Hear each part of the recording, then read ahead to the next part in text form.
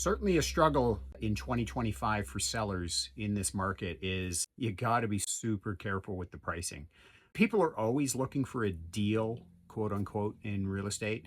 Everybody's looking for a deal. I can't tell you how many conversations I've had over my whatever 15 years in real estate. Hey, if you see a good deal, let me know. There's no such thing as a good deal. You have to make a good deal. It's like a relationship. You can't passively create an amazing relationship with your partner or even a friend. You have to put effort into it. It's not something that's done passively. And so real estate is absolutely no different. If you want a good deal, you got to put in offers, and you got to put in offers that are maybe well below asking and just gauge what the response is. And so in this market, it's super important for sellers to really price right or just get out of the way, because we have so many, we got 4, 5, 6 months of inventory left and more, depending on what area you're in and what particular house type you're looking at. And so in this market, there's so much noise, there's so much competition. I had a call from a client yesterday. A house we looked at 2 weeks ago was listed for 1.299 million, and they just relisted it for 1.499. For what? I've done nothing to the house. They just weren't getting the offers they wanted at 1.2, which again, people are probably below asking.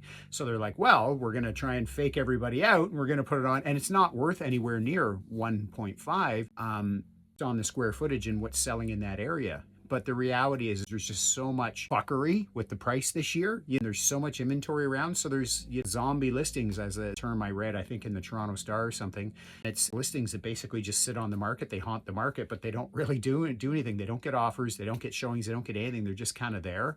And so this is one of those markets that, unless you're really serious about buying, unless you're really serious about selling, you probably just shouldn't be in it. This is not a test market. It's like I drive around and I see for sale by owner listings in this market. I don't know why. They make no sense. I might get the 1 out of 100, but I'm not saying for sale by owners don't work. I'm not saying that at all. But what I'm saying is you got to pick your spots. You got to pick the markets in which you do that in. And the 2025 market is not the market, sellers, to play around with price. If you're serious about selling, you got to get serious.